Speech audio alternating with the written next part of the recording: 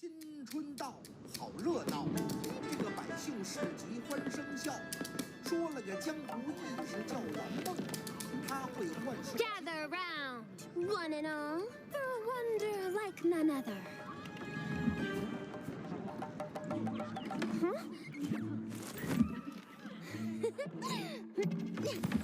Ah, we have an audience.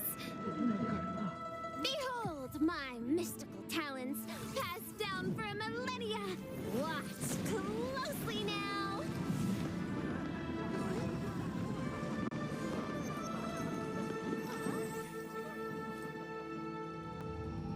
Criminal spotted ahead.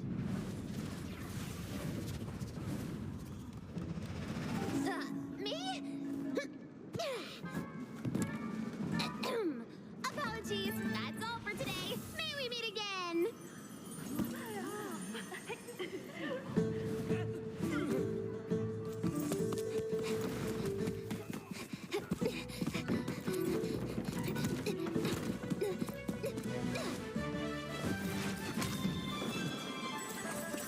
Catch!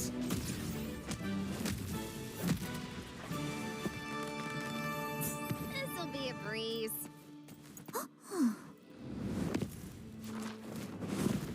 Case closed. Maybe we could just talk this over. 咱们是混乱一股烟，两个人影都看不到边，为什么小时代办，让你也逃不出我的手指间。一个丢死，一个 Ooh, look. 过人命无电，一个是左右摇摆青丝。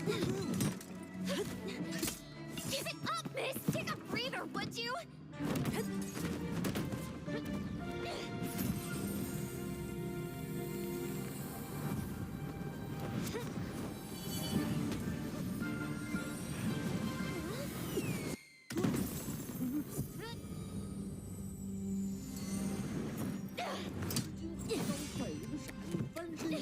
You're not paid enough for this! Just call it a day!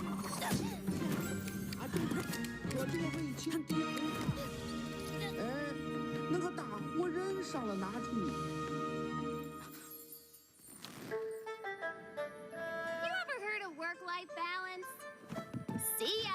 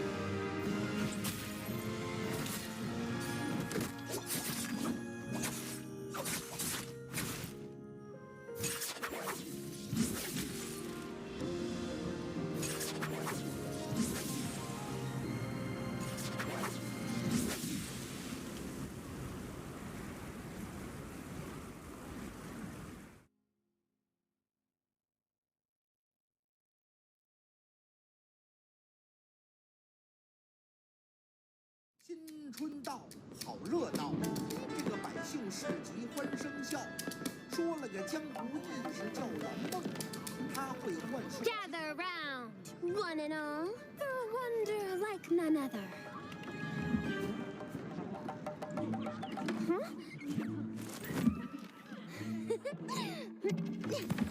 Ah, we have an audience.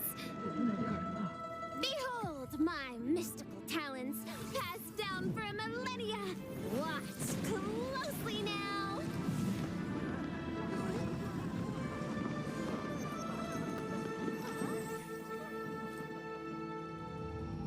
Criminal spotted ahead.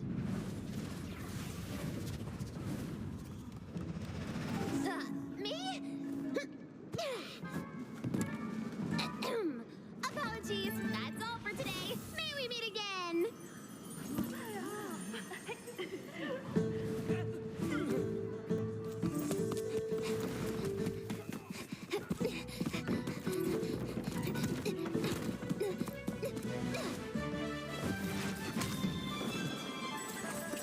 Chat!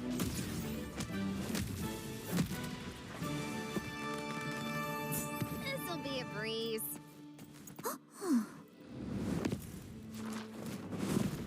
Case closed. Maybe we could just talk this over. 咱们是混乱一股烟，两个人影都看不到边，为啥守株待兔？让你也逃不出，我手指尖。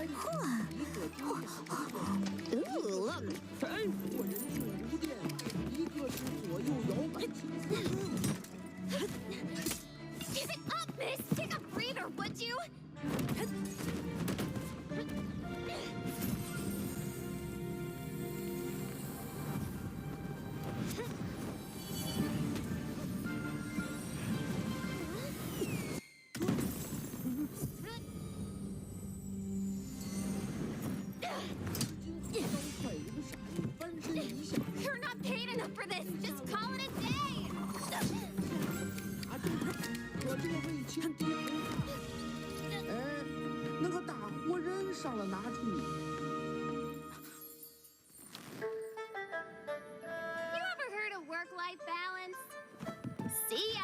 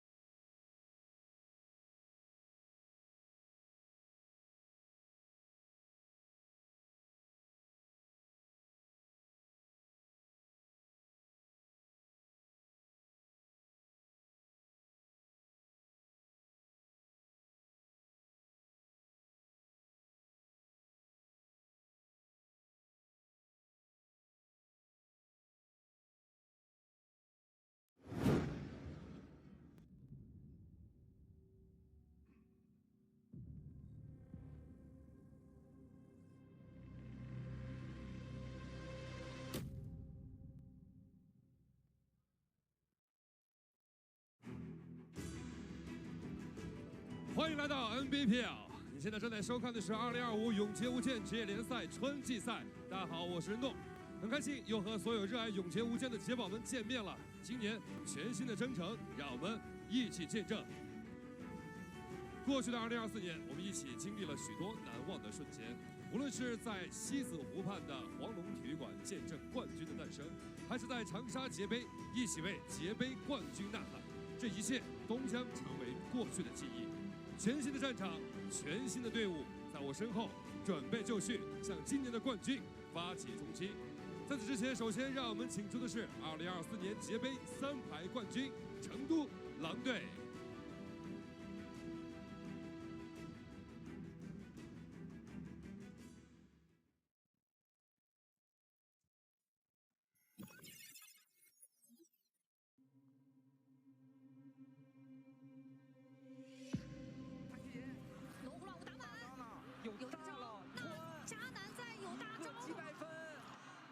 一个升龙，哎呦，这赢，所以这波拿有奇直接上去。到这边的话，罗维西直接这2把，队友补上一个蓄力，直接带走。赤无名效果应该是有的，能晕2个，大佛可能开不出，晕3个。这波这3个人站一起，一点办法没有啊！那这样的话成功带走，而欧吉又双抓了。欧游记的救时路人王双抓直接给上，水房再见。还有说这里真的能抓到人，那他就是财神，他就是大佛的本身。队友给了脚趾，时间4分又上去，谁都不躲挡。他学姐被毒倒，这个时候扎克的也在跑，稍微也一丝血了。那么我们肯定要恭喜成都狼队，着陆3项，名扬四海，恭喜狼队获得2024永劫无间世界冠军赛总冠军。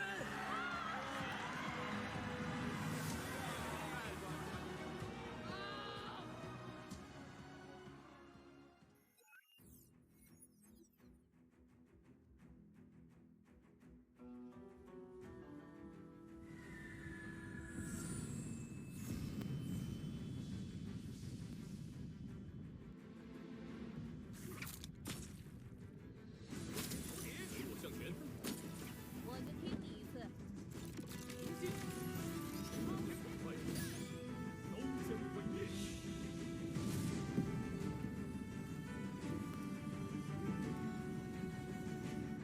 有请2024年永劫无间世界冠军赛3排总冠军奈何桥小恶魔扎克。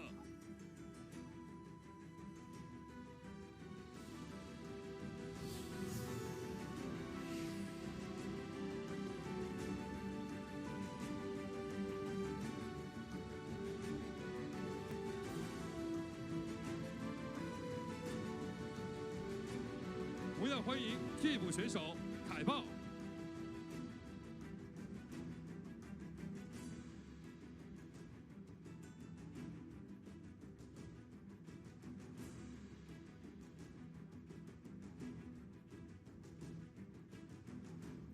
捷杯冠军战袍脱下那一刻，也预示着新赛季即将开启。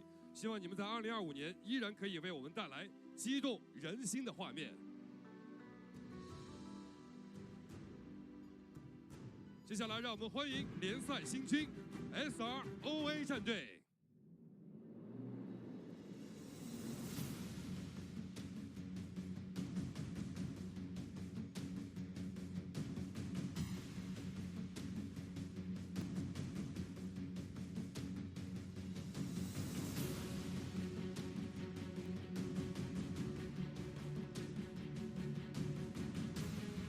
SR 战队 Rico、俊贤、小豪。OA 战队图图、皮皮、萌。接下来请出 SS1、ASE。SS1 小炫、小钻石、阿水。ASE、小温、小韩、米斯特。接下来请出深圳 WBG TE。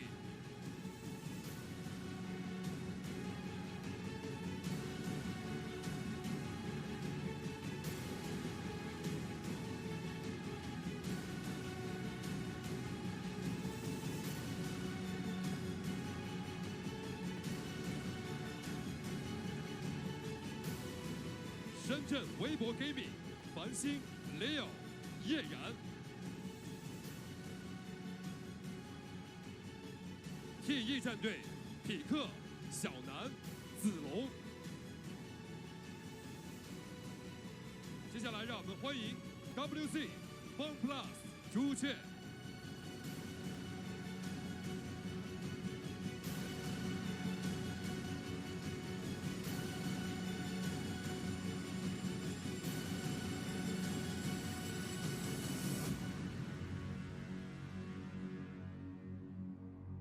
WC 战队小玉、饼干、落叶。FunPlus 朱雀、科科、朱哥、方圆。接下来欢迎暴打战队 OUG。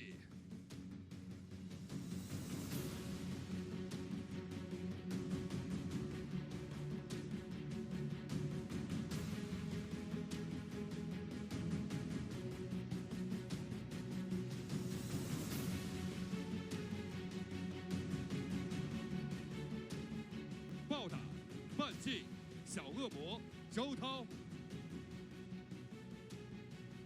OUG 战队苏苏、小玉宝、小雨以及凯豹。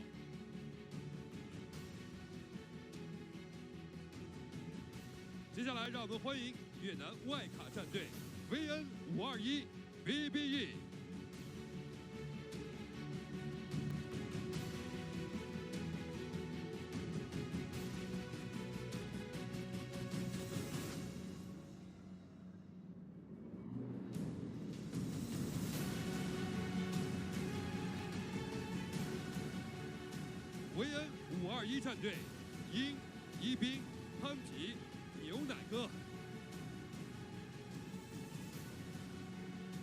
BBE， 罗伊西、国善、高丁雄、德文。接下来请出成都七级 ALL。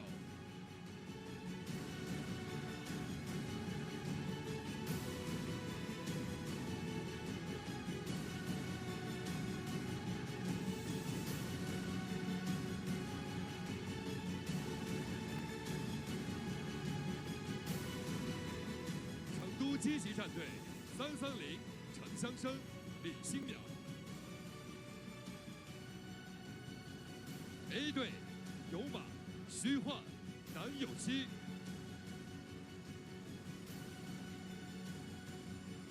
接下来让我们欢迎 GL、YCG。GL 战队小小洛、晚风、酷酷。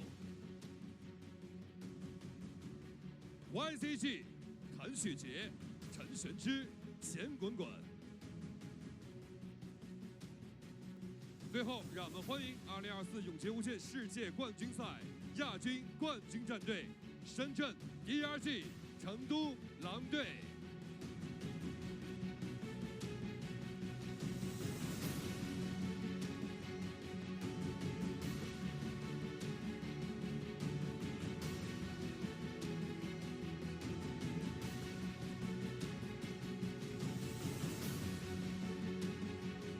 深圳 DRG 卡卡西、冬青、无心酒吧。成都狼队扎克、刘江新、奈何桥。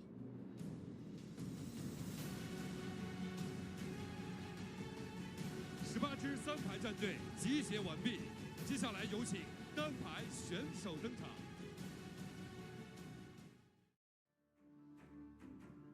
首先，让我们有请 BBE 笑龙 VN521 北极星 ASE 轩辕 ALL 阿赵。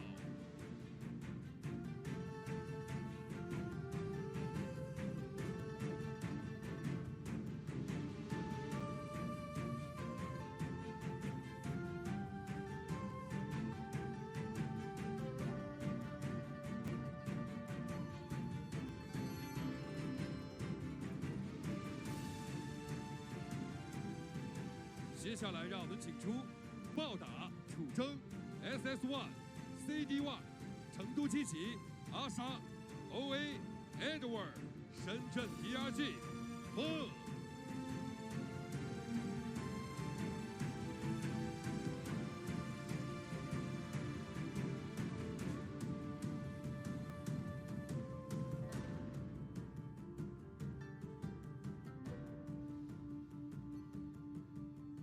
接下来有请成都狼队佩斯特 TE 吴峰 Fun Plus 朱雀 Star GL AS。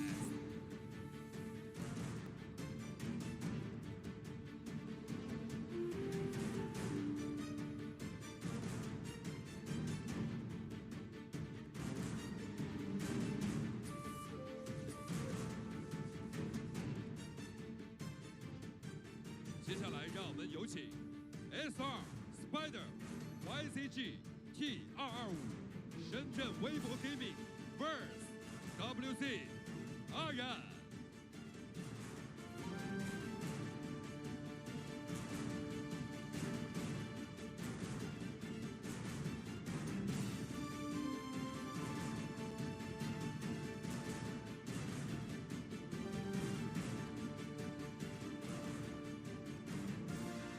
最后，让我们有请 OUT BIWEEK。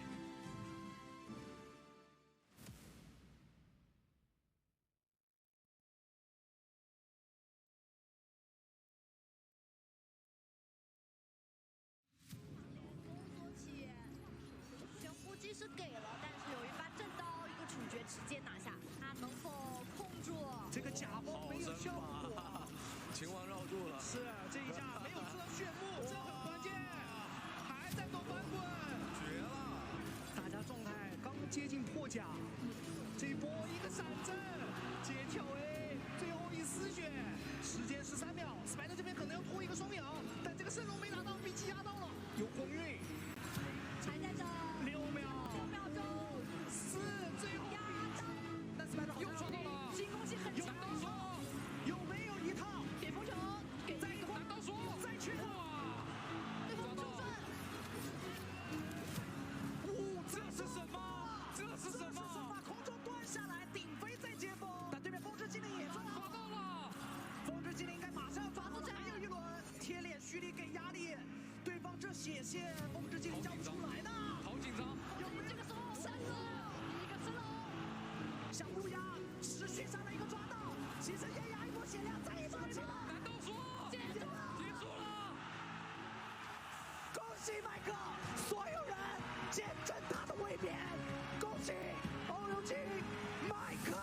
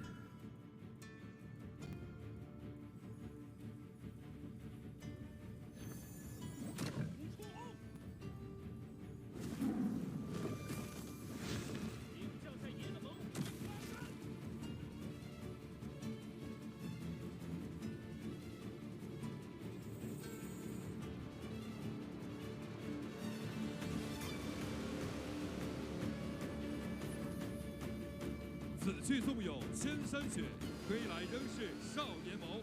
让我们欢迎欧游记 Mike。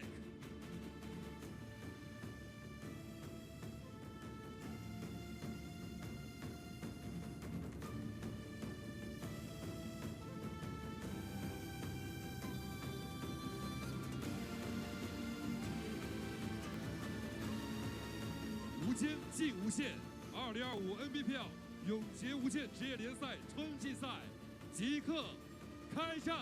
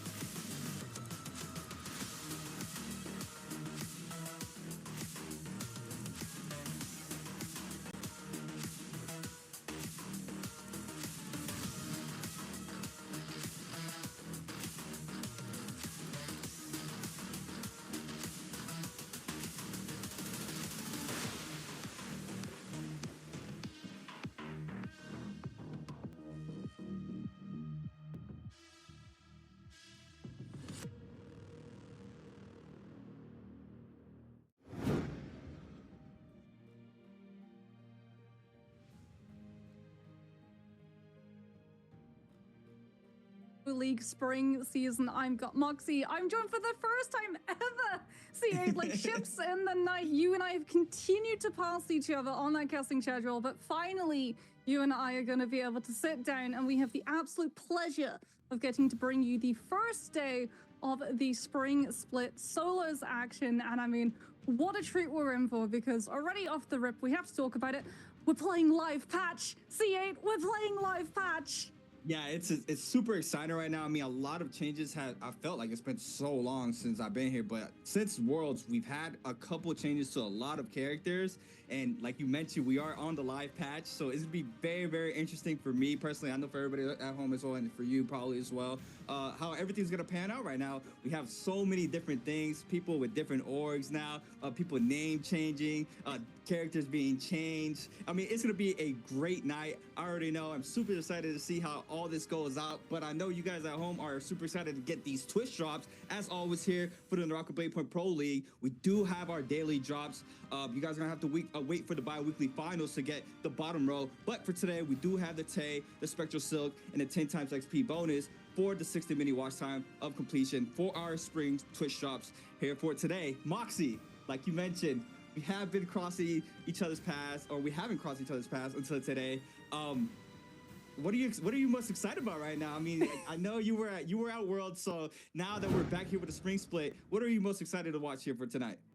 Honestly, I'm really excited for meta because, like you said, we're playing new patch. A lot of changes have gone through, and we're going to be seeing it, but both in solos and in trios, right? Hardy got gutted. The fact that you can't use items when you're zipping around up in that sky means that a lot of everything, like the value that he had and things like Realm of Yang and the endgame control, all of that is entirely removed. Sheol is coming back as well. Some of the top picks that we're probably going to be seeing is Liam. Obviously, he's still like the best hero currently for picking, so I'm expecting when we go into the pick bans, whoever is in the first selection is going to be double picking the Liam, but whoever's in that second group is likely going to be grabbing on up the Sheol picks, and the third is going to be going over to the Valda. But then obviously that leaves up in the air some of those personality picks to come through.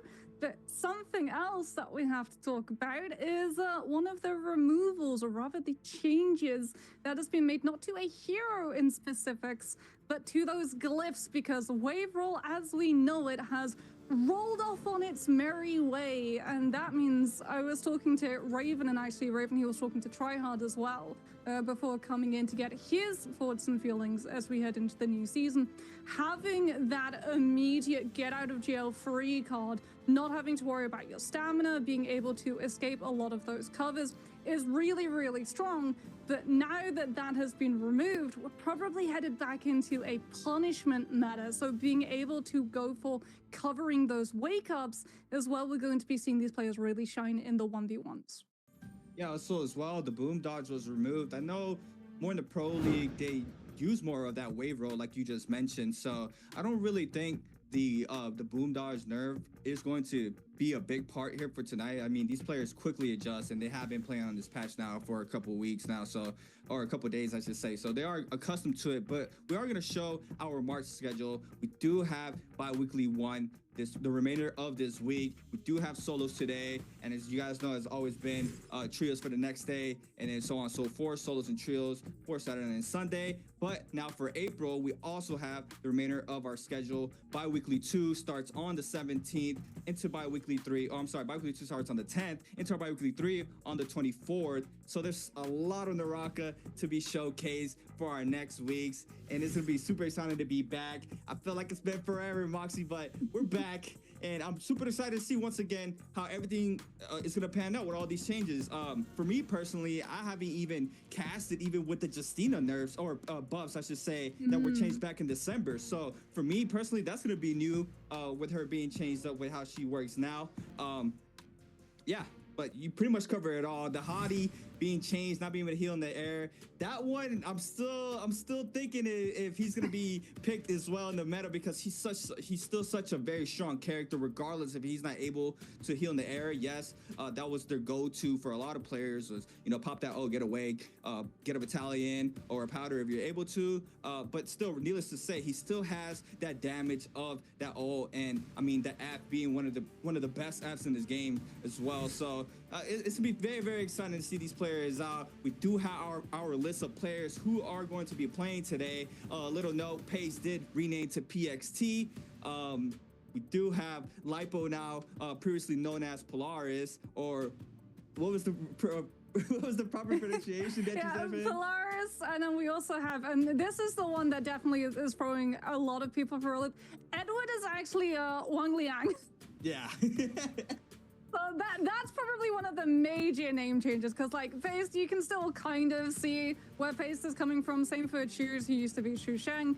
But starting off the day, what a fire lobby. We've got Arano, who literally engineered the meta to be what it is currently. Like, if you want to see the origination of the Liam V2, look no further than this player when he was playing for EWG last year. In fact, he came incredibly close to being able to win NBPL and J-Cup as a whole. So really excited to see what he's going to be doing now that Liam is still like the best hero in the lobby. Mike, obviously the only player who's been able to take back-to-back title championships on J-Cup, as well as having dominated NBPL. Spider is always one of those really strong players. He came super duper close to being able to pick up that title yet again and give himself a little bit of a redemption arc.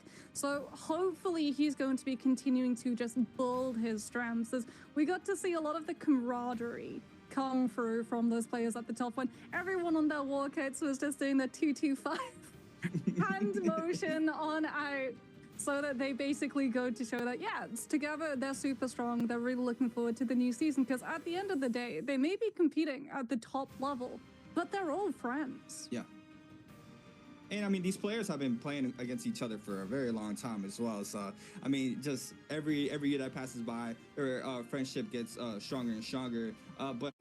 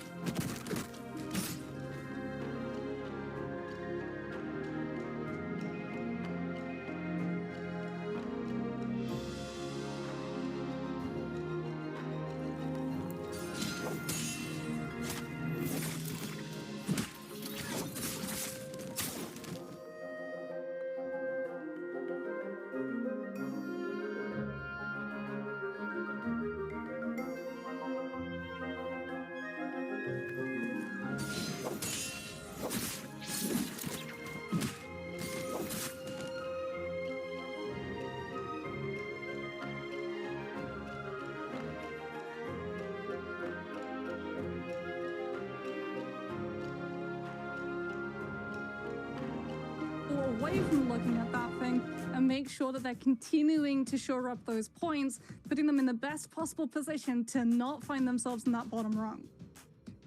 the man himself, SR Spider now.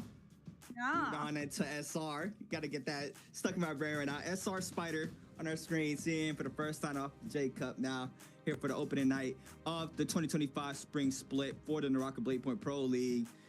And I mean, who else? The man, the myth, the legend, the two-time champion, OUG's Mike, getting ready to lock in for the first game of the night. It's going to be very, very, very, very interesting to see how strong he comes out off the rip.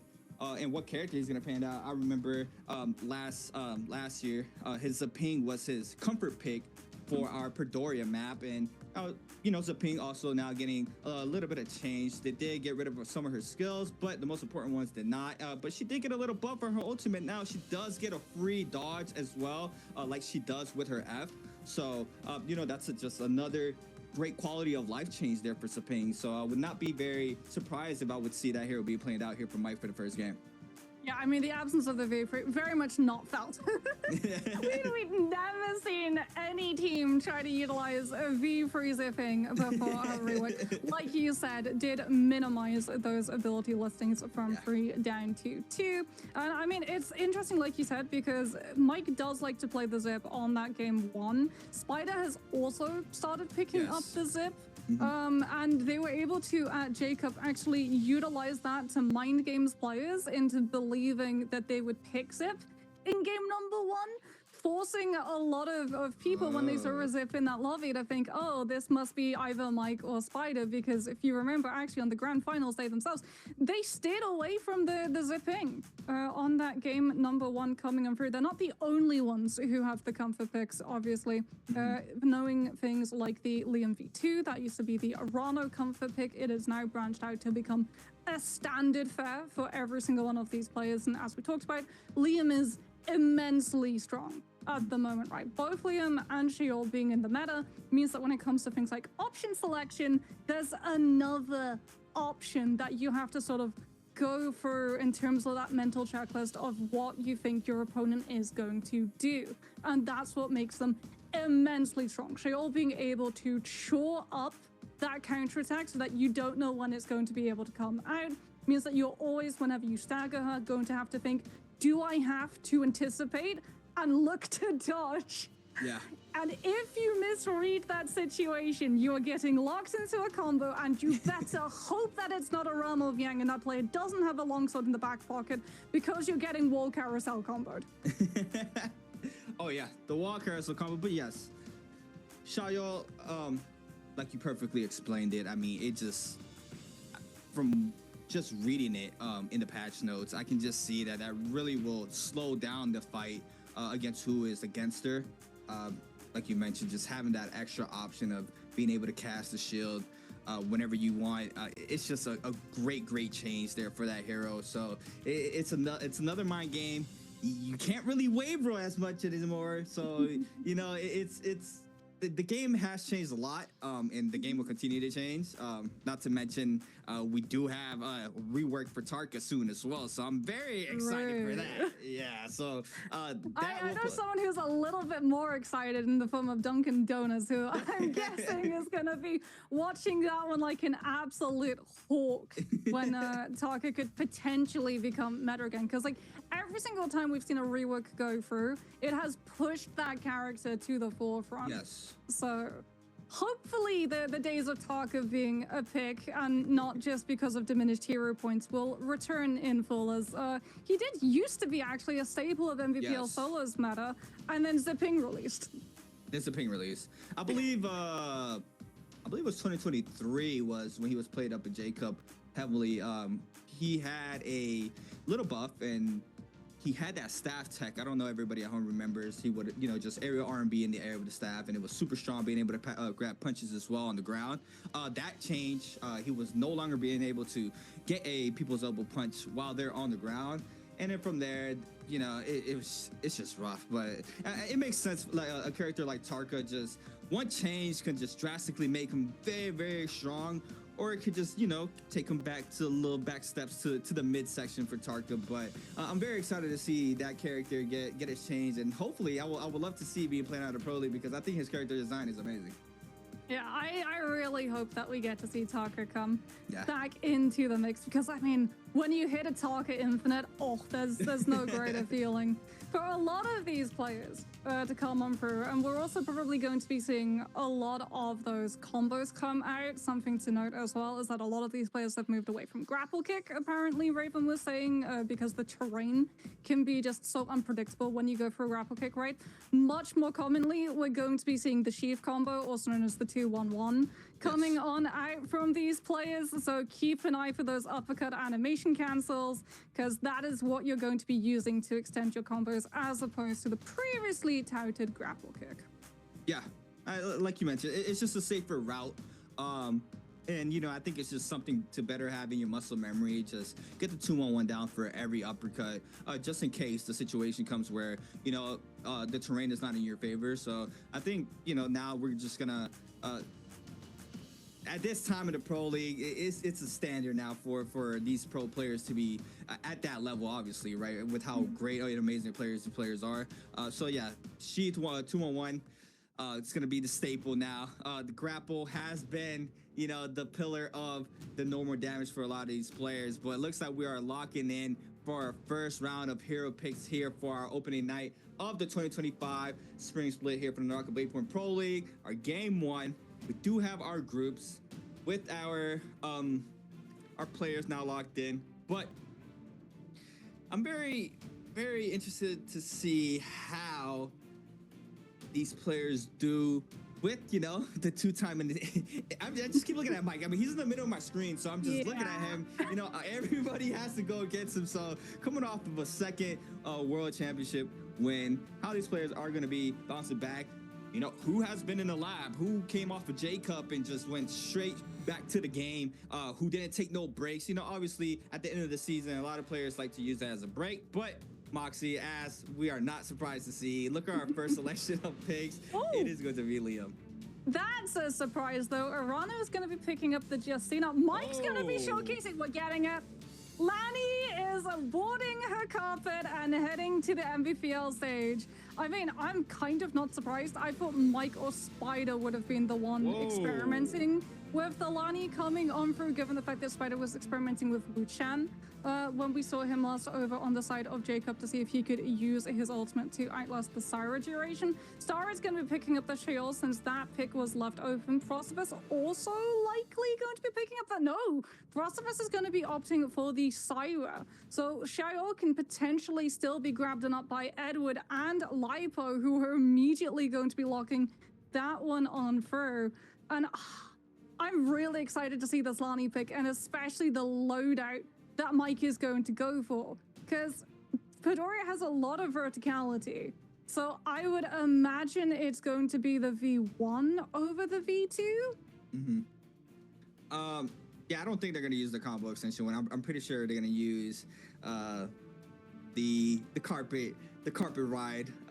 When I think I was watching Mike play, I was watching him stream, and he was playing the carpet ride. He was hitting some insane ult balls from like 30 meters away. I don't know how he does it, but I was watching him, especially closer to when she released, because I was very curious to see how she played. But I mean, Mike just makes everything look easy in his hands. But yeah, that's crazy. Lani picks, and the Shiles were closer to the end for these players for the picks. I mean, obviously the Liams are always going to be possibly the first round picks for a lot of players, which is how strong of a character Liam is. But game number one, locked and loaded here for our first game of the night. We're back. And I'm here with Moxie. My name is Creatives. We're locked in for our first game of the night. Wow. It's crazy. It's crazy just to see the screen. The screen, you know it's game time once you see the players, the player cams. But here it is. There you go, what you were asking for. Mike is going to go with the F1 V1 here for the Lani. Yeah, Spider's actually going to be going for the F2 V1, so that is the dash variant of the Justina ultimate, rather than the V2 sword freeze. Arana's also going to be opting for the dashes to have more mobility. Mike with the F1 for that Lani, no surprises with Fungus also going to be slotting that one in, given the fact that it's the combo break variant that you can use when under attack.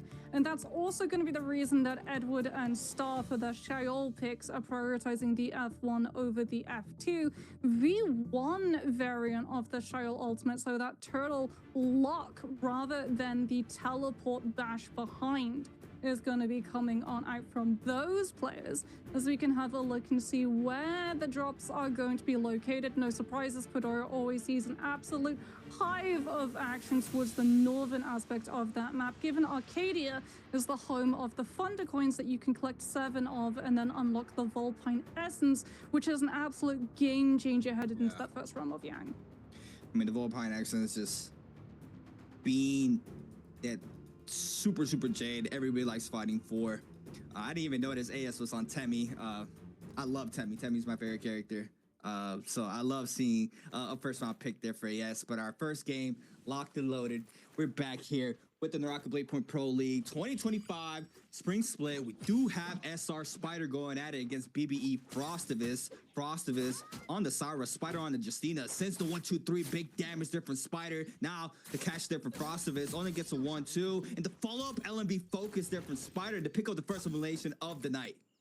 Yeah, I mean, Frostbit's actually burning the F1 from that Syra very early at the opening engagement against Spider, rather than holding on to it for the longer aspect of that map.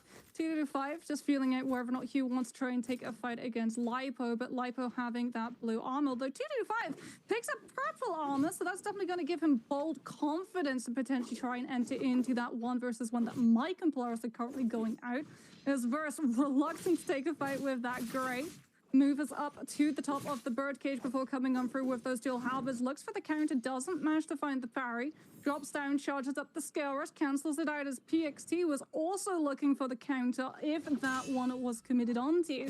So it looks like Mike and Lipo have committed into this fight. Mike finding that parry, taking the Syra down low. There's the combo break coming out early. That's going to give a little bit of health back, but Mike still has enough damage with the blue nunchucks to find the chase down. Does he have enough, though, left to be able to take up the fight against T225, who's already invested that Liam F1? Wow, Mike going straight for that blue armor there. Gets that armor swap quickly. T225 still with a health advantage there with the armor, but the LMB catcher from Mike into the 2-1-1. There goes the big damage off the R&B focus there from the nunchucks. Now the proc comes in off the nunchucks. T225 now is going to be forced to pop that Liam ultimate. Since the LMB focus cancels it with the grapple, still get caught up with the 1-2 into the V2 ball. What's going to be the mix-up here for T225? There goes the follow-up, but no, Mike's going to have the ultimate there to counter it, and there it is. The carpet ride here from Mike. Look at the schmooma there off of that as well.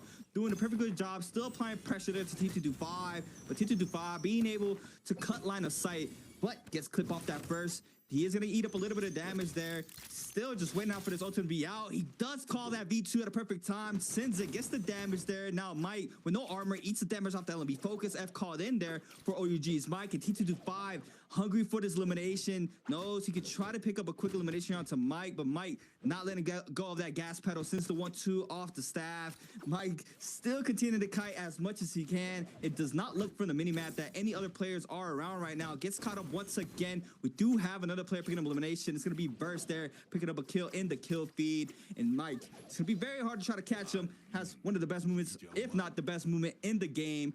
OUG's Mike on the blue chucks. Looks like the reset might come in, but Edward's starting to move on in here for the situation as well. Oh, he saw the purple armor. He saw the purple armor on the ground. He's healed it all the way back up to full. 2-5 will be able to find the elimination, but now here comes Edward. 2-5 was able to grab the Soul Bloom, so he has been able to recover some of that health, but he's incredibly low, and without that purple armor, he's missing a lot of sustain that's available to his opponent. The F1 bash comes on out from the Child. 2-5 already going to be activating one of those staggers. Doesn't get locked into the headlock as he just tries to utilize those nunchucks just the way that Mike was, kiting away from the fight until the Child ultimate is going to be removed. Potentially, as Edward comes in with the 1-2 on those halberds, catching onto 2-5. This Liam not going to have that ultimate up just yet, doesn't have the opportunity to scoop and send Edward into one of those combo chains. Now gets hit by the headlock into the follow-up.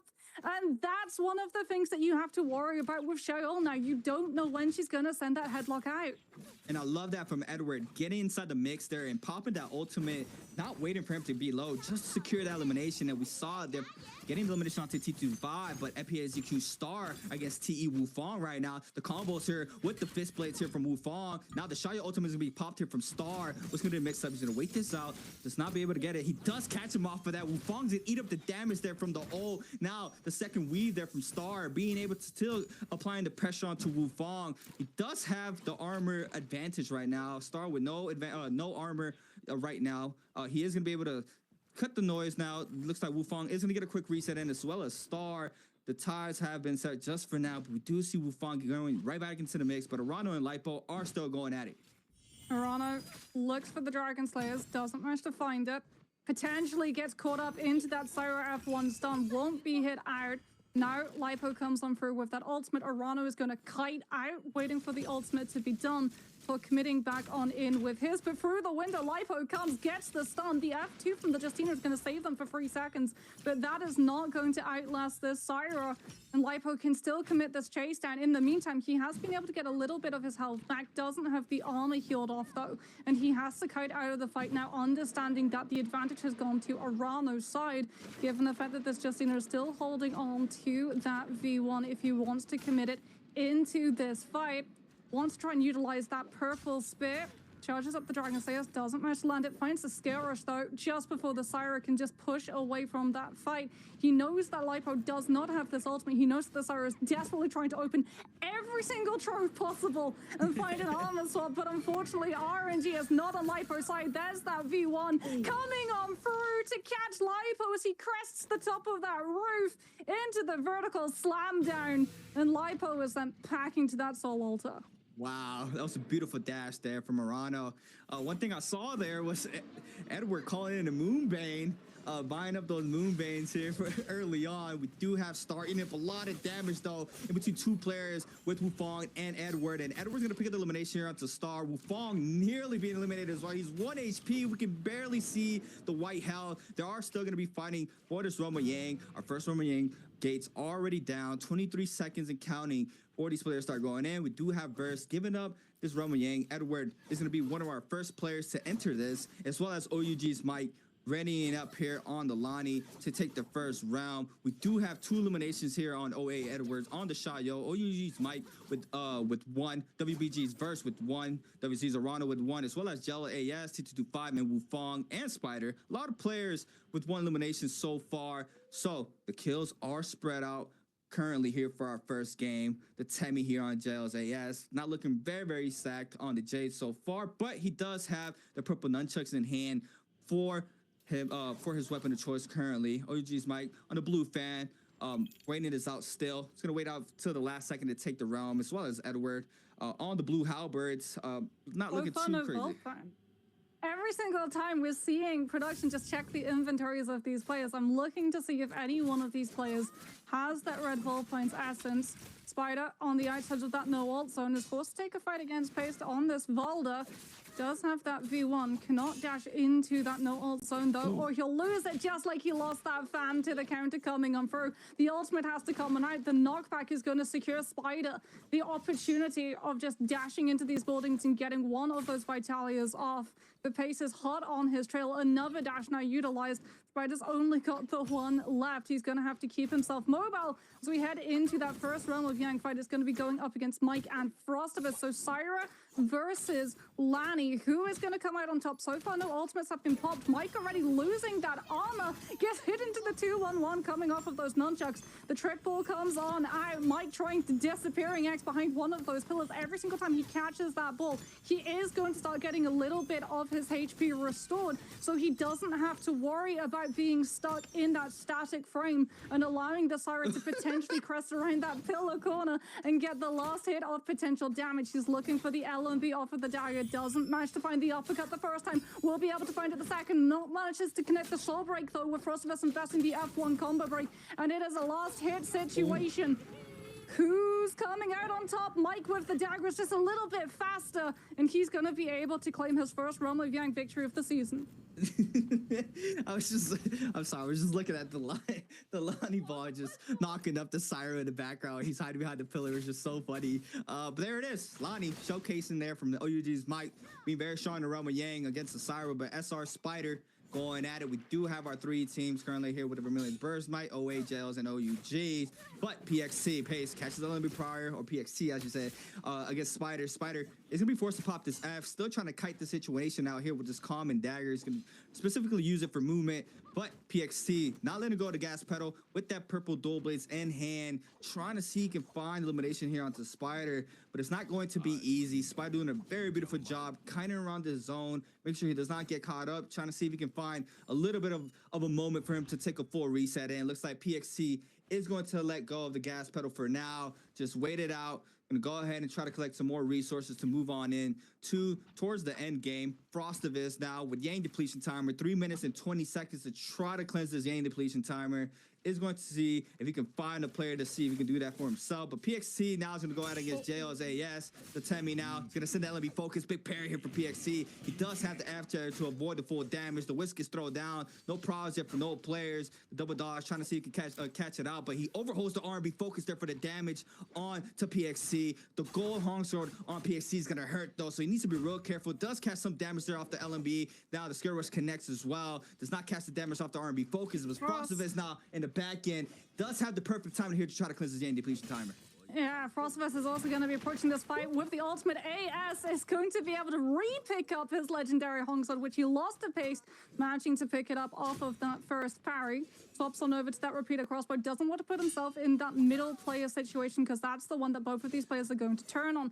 Because both of these players weren't fighting the Valda previously, it's not Spider. They didn't know that at the beginning of the fight, Pace was down that ultimate. But that V2 is building up incredibly quickly off of the back of every single one of these parries. Frostivus again forced into investing that combo breaker of the F1 to escape the consequences of getting parried. And now they know that it's going to be on cooldown. The Syra becomes the problem that everyone is going to turn on to, just because if they apply enough pressure, they're going to be able to force out that ultimate. And both of these two players, the Temi and the Valda, have the means of being able to kite out the fight, disengage, wait for the Syra to be done before turning back on through.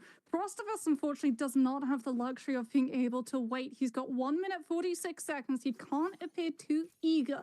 He didn't take a Realm of Yang fight against either the Valda or the Temi, so they don't know he's hit with Yang depletion currently, and he can't afford to make them aware of that fact, because otherwise they'll just time him out and manage to get that last hit before that depletion expires. Wufong now comes on out with the Lani trick ball yet again, making it really awkward to try and get a hold of this player, of this character. Every single time she gets a hit, she gets a little bit of HP all the way back, and you get staggered for your issues. And even though we're in a multi-wave fight currently, Wufong is doing a very good job of applying multiple aspects of pressure to every single player around, so they haven't been able to full stack up against this Lani. Yeah, and I was seeing Mike Brandon right back in the situation. It does not look like another player is around, so he should be good for now, not being mistaken by Fong and Alani that the ultimate has just ran out for him. So it looks like Mike is going to be safe off that situation alone, but Wufong still trying to catch Star with 40 seconds remaining here to try to cleanse the Yang depletion timer. The time is ticking. Not really a lot of options here. Star gets a full reset in. The damage connects there off the R&B focus there from the Halberds. He sends the R&B of his own as well. Now, he is going to get caught up. He does have the F there to escape that for now. Overholds, gets the damage off the LMB. The F caught in there for the Xiao as well. Since the 1.0 off it is, now the Xiao ultimate is being invested here from Star. Now the Prow here for Star as well. It's going to be big damage off the 1.0 from the Halberds. Big damage, half health here for Wufong. Now it gets recaught as well. That's a lot of damage into the 2-1-1 finisher. And that is what Moxie was saying right there. The terrain was not in his favor there for the grapple bump. So the 2-1-1 there showing out perfectly why that's the new meta. Yeah, and Star as well, holding on to all of the counter charges coming through from his ultimate. Pace was also able to take out AS off screen. He's not going to be taking Frostivus out off screen. It's 100% going to be in broadcast POV. As we now head into our second Realm of Yang, it's going to be 225 versus SR Spider. Spider, already having that longsword in the back pocket, is 100% going to be looking to set up that wall carousel variant. Has to just try and force out the combo break coming through from the Liam the first time, but he's the one that loses the weapon. That's the worst possible opportunity. Now he's had to invest both the F2 and that V1 coming through. Finds the freeze, doesn't manage to find that toothpick though. Just trying to do everything he can to put the pressure onto this Liam and force on out that ultimate. The grab will be able to come on through, and Spider unfortunately did not have enough HP for 225 to even need to combo break off of the back of it. He just gets one little hit of damage, and Spider is done as Edward now goes head-to-head with Sheol versus Liam, already utilizing that V1 from the Shale early. Hasn't sent out the counterattack until just now. Utilizes it to dodge out of the grab attempt coming on through from that V2. And the hunt is on. Just like Shale in the lore, will she be able to pick up her bounty as the Pillar Scale Rush comes into play? Wow, beautiful showcasing here from Edward. clearly see he has been putting in that work. The raw uppercut there into the 1-2. That'll be focused there from the dagger. Now, he does have to stay safe first. Now, trying to see goodbye sometime to try to get a reset in, but a scare rush here from Edward. Double tap to his back. The F caught in there from Verse once again. Cancels it, tries to catch the last hit. He's 1 HP. Gets caught up off the 1-2, but a nice comeback. No, the Volpine Essence. It was in Edward's hand. He managed to stay alive in that situation. He is going to win this second round with Yang. What a beautiful showcase in here from Edward. Playing it with full confidence with that Jade in his inventory. He's going to snag up a gold staff as well from this realm. Already had a gold fan. Spider with 4 minutes now and counting to try to cleanse the Yang depletion timer. He does have a couple players around him. 2225 and WBG's Verse in the mix. PXT against OUG's Mike going at it right now. Both with gold weapons. LNB Pryor here for the Valda. Now here comes a double uppercut into the 1.0 here from the R&B Focus. Now he is going to get the damage off the pistol. Mike is going to be forced to pop this ultimate here inside the zone, eating up a lot of damage. The Valda is going to go ahead and respond as well with the ult of their own. But Mike is going to go ahead, showcase a little bit of the Carpet Ride. He is going to try to create a little bit of space, finds a little armor swap, purple armor swap. Oh my God, Merry Christmas came early once again, gets caught up. He does have the Santa hat on, so, you know, it is giving him that buff. But Mike trying to back on up. Nice little tap dodge there from Mike to avoid that catch. He does not get caught up off of this. Baits out the parry in the back end. Arano now showing up for the third party. Gets clip off the R&B though. The fan's still doing a really good job here with the damage. Overholds, does not get the parry there, but the back end Arano there with the R&B Focus from the spear, and he's gonna pick up a two-piecer as well. WZ Arano with a beautiful third party here to confirm 2 eliminations for himself. Oh, Arano as well steals out the Soul Bloom just before the Valda can grab it and utilize that to heal and potentially get the ultimate. With the V2 coming back into play, that Valda would have been a much scarier opponent, even though the shielding has been since nerfed from 2,200 to 1,800 on this current patch. The Spider, unfortunately, gets sent, having to wait into that next lobby. A lot of our players already knocked on out. AS, Spider, Wufong, Frostbus, and Lipo, as well as Mike, PXT, all going to be waiting for the second game of the day. But already we're starting to see players shifting towards potentially utilizing that Lani in areas of verticality. So we might get to see her when we head over to Holleroff as well still, as Edward has been on absolute fire. Something to note, that Volpine Essence popping in the second realm of Yang. He took a fight in the first realm of Yang. That means that he didn't have to use it and burn through a fatal strike in his first fight. He was able to win it super cleanly, and you can tell the surprise was there. The Liam, the commitment that came on through. He thought he had the shield dead to rights, so when Edward had that Volpine Essence and was able to use it as his trump card, the surprise factor really allowed him to turn the tide. Yeah, Edward, previously known as Juan Leon. I mean, Juan Leon has, you know, back in the day was a super strong player. I remember last year, he quite didn't really find his fitting with how everything was playing out, but watching him play right now, you can see how polished he's playing.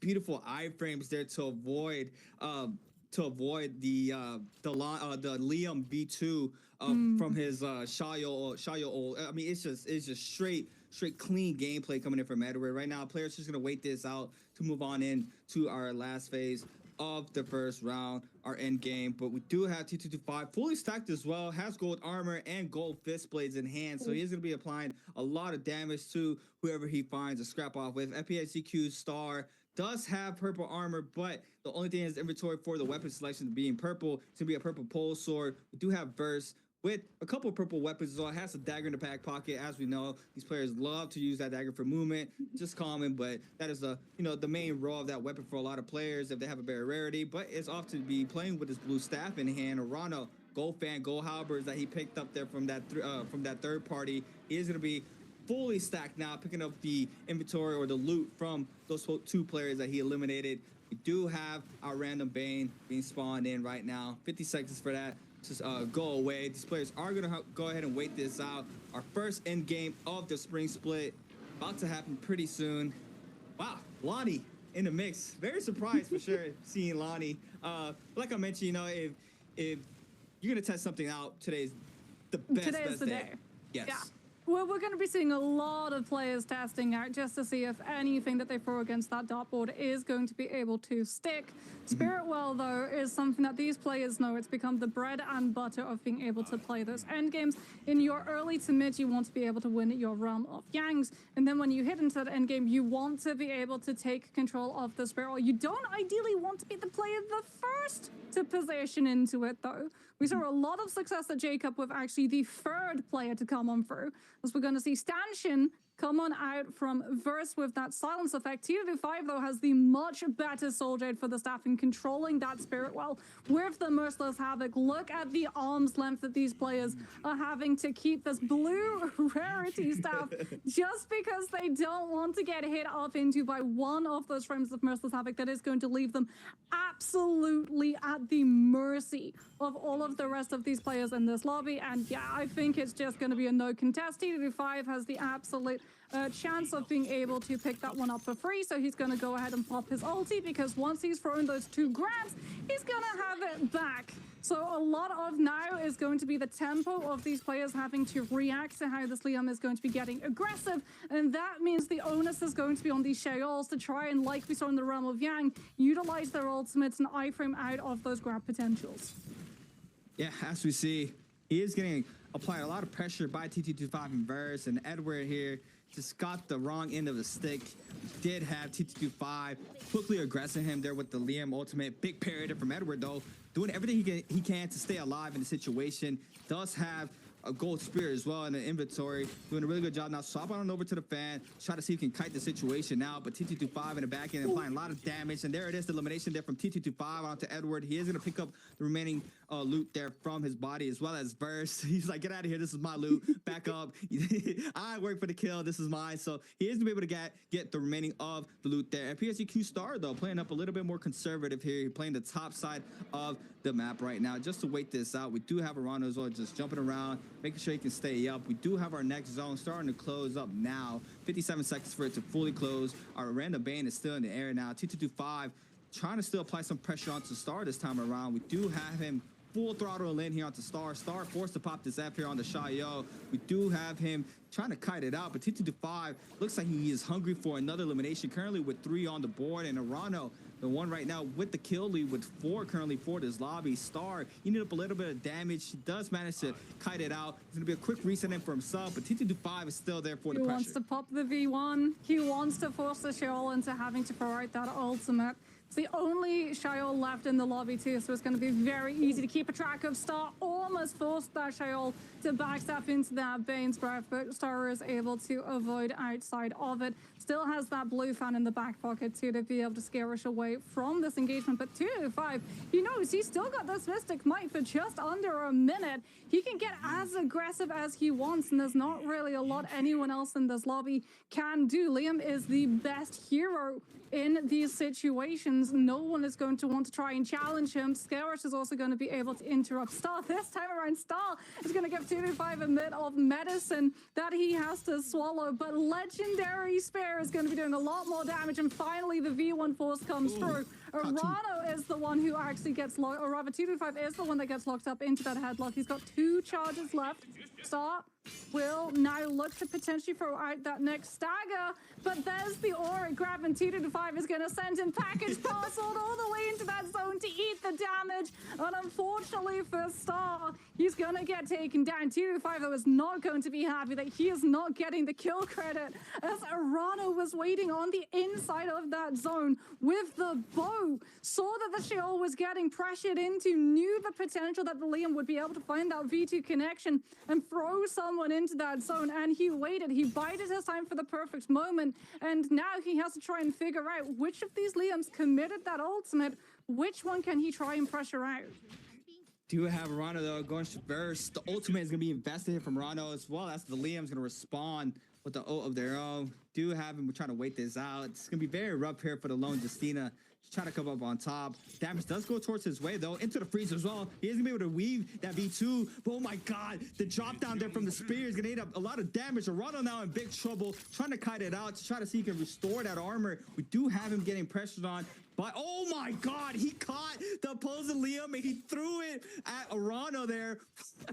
Oh my, that is so disrespectful. He got the damage off that. Arano's still getting applied a lot of pressure. We do have the Av invested as well. So now it's full concentration onto the Stina right now with everything on cooldown. Overholds, gets the damage. The F caught in there from T225 in the back end. He's still trying to stay alive. Gets another damage off the blue focus there, but now he is going to get caught up by another V2 there in the back end. But a big parry there from T225, but it's going to be Verse with elimination. Now he does catch him there with the V2. Slams down inside the zone. Verse going to get he's going to take a lot of damage here from the zone. We see him with a quarter white health. He is taking a little bit of that armor there. He does see if he can try to find an armor swap. Does manage to find a common one. He sends it, gets the parry off as well. T225 now still has the upper hand, I would say, with a little bit of that gold armor. Eats up the damage off the armor. Be focused now. Both of these players might take a quick reset in, and it's gonna be just a quick little reset. No, Verse going right back in. Does not want him to get that reset in. T225 though gets the last frame damage there off the LMB focus. T225 still trying to kite it out. Overholds to make sure he does not catch the damage off the R&B focus there from the Halberds. Now the pistol shot connects there in the back end. Sends it for the third time. Just let him loose off that 1.0s, and it looks like Verse is not.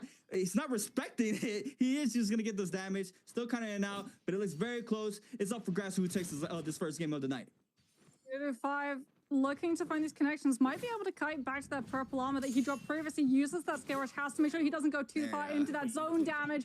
But there it is. Verse manages to find the elimination. It came down to a Liam 1 versus 1. That poor Justina doing everything possible to try and juggle those two opponents, but it's going to be Verse who comes away with the overall victory and will be able to claim the first MVP of the 2025 Naraka Bladepoint Pro League 2025 Spring Season 4 solos. And I mean, CA, we're already seeing so many things to get excited for this coming year. Like, Lani is already being put into the mix, the swirl of heroes that we're getting to see. Sheol, too, is adding a really cool bonus ingredient, like being able to go head-to-head against Liams. Is why we're seeing a lot of these players try to go for the Sheol pick, especially inside of Ramolpiang. Having that tortoise shell block that you can utilize to burn through some of the uptime windows of that Liam V2 threat is going to be absolutely crucial when it comes to the rock, paper, scissors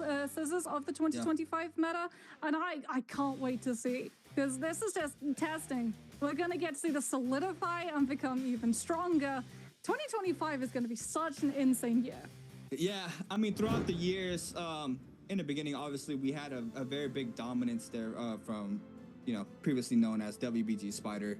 He was pretty much just ahead of the curve. Mike came in, showed up that he is, the best player in the game. He came in, did a lot of damage, especially against Spider. But last year, I did see a lot more competition, a lot of these players catching up. But off of today, just in 2025, you see how polished everybody is. I mean, earlier I was looking at the kill count, and pretty much only 4 players did not have elimination going into that mid game. So everybody's looking very, very polished. We see how high the skill ceiling has come over the years here for the Naraka Bladepoint Pro League, and how much more it can expand, obviously, right? With how time passes and how good everybody can get. But another thing that always comes back are these answer for treasures for everybody at home. The question is going to be, how many players chose Lani in game 1? And me and Moxie were both very, very surprised and excited to see this character being paid out. We talked about it multiple times. It's going to be A1, B2, C3, D4. Make sure you guys go on over to the Twitch stream, twitch.tv/Naraka Bladepoint, in order to get a chance to win an answer for treasure for everybody that is watching over on YouTube. But yes, what an interesting game 1, Moxie. I mean, it's been a very, very, very entertaining sight to see from these players. I'm not gonna lie, I'm really liking how Edward's looking right now. He's looking very polished, he's looking very strong, looking amazing for sure. Yeah, it gets a little bit caught out by being, unfortunately, too close to T225 when he's able to capture out that Spirit Well. And then when he's trying to kite away from that fight, he gets interrupted by his skill rush coming through from Burst. who is going to be able to pick up a lot of the loot from that body as well. Yeah. Loot that we saw him utilize in that end game to come out ahead of T225. Rano too, always impressing. He was a player that last year stood out, was doing exceptionally well in his 1v1s, but it looks like his macro this time around has been seeing a significant improvement. Like having the wherewithal to understand how T225 on that Liam would be playing, that when we get to those endgame situations, the way that those Liams, if they do manage to find a successful V2 grab, they're not going to be applying it into something like a hit of damage coming through from any particular weapon that they would do previously in the game. No, they're going to be throwing them into the zone as far as they possibly can, so that that zone tick starts chunking down the health and also forces them into that panic situation where that stamina bar is going to rapidly deplete because you have to just keep dodging until you're back out of that massive hit of tick that you're taking, similar to the way that we see the monks, the Vajras, in trios throw those players into the zone. So sitting on something like a bow or a musket or even a pistol to be able to swap into and get that last hit of damage is going to be what we're starting to see a lot of these players use to steal and pirate away some of those picks. We're going to take a quick look at the highlights here for our first game. Wufong against Spider this time around. Tries to read the dodge there from the Justina. Nice little grapple there from Wufong. The freeze connector from Spider. Massive parry there from Wufong. Does manage to pick up the elimination there onto Spider. Gels, AES, and Aroma Yang against Wufong. Catches the 1.0 off the fan. Beautiful grapple combo there for himself. FPS EQ star. We are going to see him going against Wufong here once again. Since the back-to-back 1.0s from the stab. Pops the Xiao ultimate. Catches the prio. Goes for the 1.0 off the grapple. Now recatches as well right after this. Into the 2-on-1 to confirm the elimination. Beautiful showcasing there from Star. Arano here with the beautiful third party there against Mike and PXT. Gets one there onto Mike. Sends the 1-2 and an easy elimination there for his second one there on the board. WBG's verse against SR Spider. Overholds the R&B focus. Gets the damage there. We do have Arano here snagging up the kill there with the bow shot there to confirm the elimination and burst there in the last and final moments of the game there to secure his MVP and the first one of the spring split on the Liam. Not very surprised here seeing the Liam on the top. I mean, since he's released, we did see the shift there from the V1 onto the V2 this time around. He was running Sky Pillar, Merciless, jabbing, standard damage reduction, and Avantil for himself. 14,000 damage, 4 eliminations. First MVP of the season of the 2025 spring split. But yeah, beautiful, beautiful showcasing from these players. And that is just one game. We just saw one game. We still have 5 more games to go. And there's still a lot of action left for tonight's game. Super exciting times. Love to see how, how the pacing is going to change up now. Because, game 1, warm-up game, a lot of these players are, still going into the warm-up phase. But once we reach the end of game 2 is what I would say, where everybody's, all up to par and what their best skills are. And sometimes even the best players have a slow start. But, we're going to have to wait and see how that ends. We are going to have WBG for our MVP of game number 1. And I mean, it's still experimental stages, right? So if something doesn't work out, you can just scratch it from the records. It's better to find out now that it doesn't work than try and take it into a bi-weekly final and have it affect your overall scoring. Especially because, like we talked about, those scores, that opportunity to qualify those points and get to Jacob, it's going to be all the more meaningful this year. If you're coming in with those duck eggs, those donut scores of a 0-point round, you do not want it to be in your bi-weekly final. So I think we're still going to be seeing a lot of these players testing the water to see whether or not, like, certain heroes are going to be the strongest picks into other certain heroes. Like Liam is still very much, it feels like, the most dominant hero currently. You could see too the Liam's prioritizing taking the Shagols out the way that we would see in previous metas. Players try to prioritize things like the Valda, not wanting to go for the kill, but just wanting to put enough pressure to force that V2 so that when endgame closes on up, that ultimate isn't there. Because just like Valda, Xiao is going to benefit in those endgame scenarios where there's less space, there's less opportunity for you to be able to dodge away from those blocks coming on out, and then she can grab you into a headlock and force you to take so much additional damage that she really is going to be a strong pick going into those endgame situations. You want to force the ultimate, especially if you're the Liam, because if you go for that V2 potential burn, you might not have enough damage to get through a Xiao V1. Yeah, and that is a character that I didn't think of that was not even a game. We didn't even have a Valda that whole game. But you know, experimental. We did. We had PXT on the Valda. Oh, I'm just blind. I'm not locked in. We got to see the ultimate come through. In fact, they had a really good spear connection onto Spider, as Spider was trying to disengage when the Justina ultimate had already been burned out. But like the crucial point when we saw that Valda was not when the V2 was active, unfortunately, is when Arano shows up to that fight to third party with the spear. Because if Valda V2 had been available, that third party goes entirely differently. Yeah, 100%. But yes, I mean, moving on in. Still waiting to see how everybody pans out for these games. We did have the Lonnie once again, the Liams now with the V2s, super strong. Especially like you mentioned, the end circles. You can't get the damage inside the zone.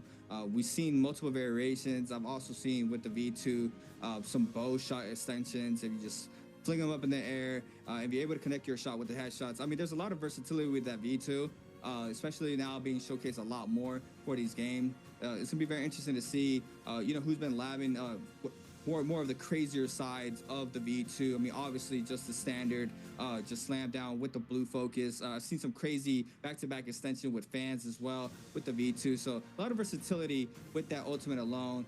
But yeah, still have 5 more games to be played out. Game number 1 has concluded. Wow, it's gonna be a very long night, but it's gonna be very, very entertaining for sure. Yeah, and I mean, there's going to be a lot of tape now too for these players to look back on when they head into the second day of play. Also, the players who are in the group that aren't playing today are going to have a little bit of an advantage at seeing how meta might potentially settle on out into.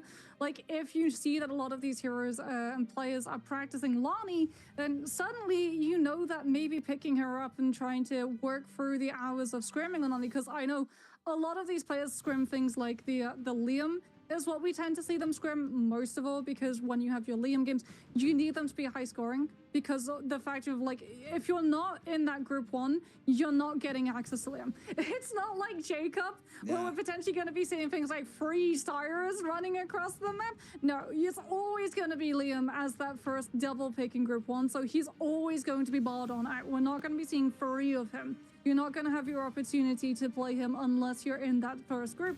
So when you have your Liam games, you have to score well, you have to score high, especially because in 2025, we've still got the MVP eligibility rules for those bi-weekly finals coming on through too. So those games are going to be where it matters, but you also, when you're not having access to those premier picks, need to make sure that you're not falling behind in points because of that exact ruling. You do not want to be stuck not getting an MVP eligibility on your best hero when you're in group 1 because you slacked off in terms of scrimming hours practice with things like the Lonnie, or things that maybe are a little bit more like a personality pick, that aren't the greatest heroes, but you still need to be able to hold your own with. And I remember for some time we did have possibly the only hero that was contesting Liam at a time was Keelan, right? I mean, Keelan, he was very, very strong in solos and also in trios when he first released. So now that, you know, some of the changes have hit him a lot harder, you know, I don't really think we'll see one for these games, but you know, who knows? We'll probably see some surprise. We still haven't seen the Zaping, which we usually get for our first game, but also once again, no Matari. Yeah, I mean, there's just so many characters now in the pool, right? So all these players, just like you call them, personality picks. I like that because a lot of players feel a lot more comfortable running, per se, a Justina, opposed to, you know, back then a Matari. Those were like the picks more on the bottom side of the groups if you were in those lower groups. But now with just, you know, more characters, Shayo now in the mix once again, just being strong, how super strong like she is, it just changes a lot of the ball game for a lot of these players. And it can also be a double-edged sword. Like you mentioned earlier, everybody knew that Mike was picking that Zaping for his game right before Worlds, and he used that as his advantage going into Jacob. And even in the game, even moving on to the spring split now, if you're using an off-pick hero, especially for your specific games like game 1s or 3s or whatever, a lot of these players catch on. They scrim a lot, so they know how everybody's tendencies are. So if they feel like it's a threat, I mean, they quickly know who they're fighting, especially with how long they've been fighting each other. We do have our second round of hero picks showing up now. We are going to be taking a trip for our first time of the 2025 season onto Holoroth. We are going to have PXC and AS with our first round of picks, and wouldn't be surprised once again, the Liams always being chose up in that group. But yeah, I'm just thinking about Edward. I mean, he's looking really strong. I mean, Wang Liang last year also was looking immensely strong. He's always been a pillar of the Naraka esports scene. He's always been around. He's always been very close as well to taking those wins. He's been able to keep up to pacing with a lot of the top dogs of the regions. We're going to be seeing those Liams come through. What is going to be in second group? Justina from Lipo. Is Edward going to mirror? Are we going to be seeing 3 heroes run around this map? Lani is going to be coming in out from Edward. I don't think this is a personality pick, and by the way, credit for that linker goes to Raven and Tryhard. That's apparently the term that they utilize when they're looking at their opponents and trying to see whether or not they're going to be coming out with something a little bit off meta. Things like your Pandaman Taka way back when in the NBPL historians. As Frostifus is going to be picking up Sheol this time around. Star is going to be grabbing up that Justina. So Justina is now going to be taken off of the board, but there's still potentially 3 Sheol slots open. Spider's going to be snapping that one up. Wu Fong not going to be picking up the Sheol, picking up the Valorant. This is what I love to see when the league is so fresh into a year, because meta hasn't fully settled into, okay, this is 100% the best pick, this is the second best pick, this is the third best pick. So many different players have different ideas of what they want to try that we get to see things like 3 Sheols, 3 Justinas, and Arano is going to be picking up Tiger King Akos coming on through, trying to channel Mike. Yeah, I'm looking at these selections. Our designated second round picker has always been a hottie, and that one change. He's gone. Yeah, that's what I was thinking. It's like that one change. He is on a flight. He may not be able to use items in flight right now, but he is still flying off. He is out of this meta. Like, just not having access to those items while on the move when you have things like Yang depletion. You have these players who are trying to hawk you down. Endgame becomes that much harder for you to be able to take a win against. And also, you have to remember that there's heroes now who have verticality that can chase you down in a Hardy ultimate. You've got not only Lani, who can magic carpet right her way up to your position, you've got Syra too. Valda can spear you. There are so many ways that a Hardy can get caught. He's just too vulnerable. Yeah.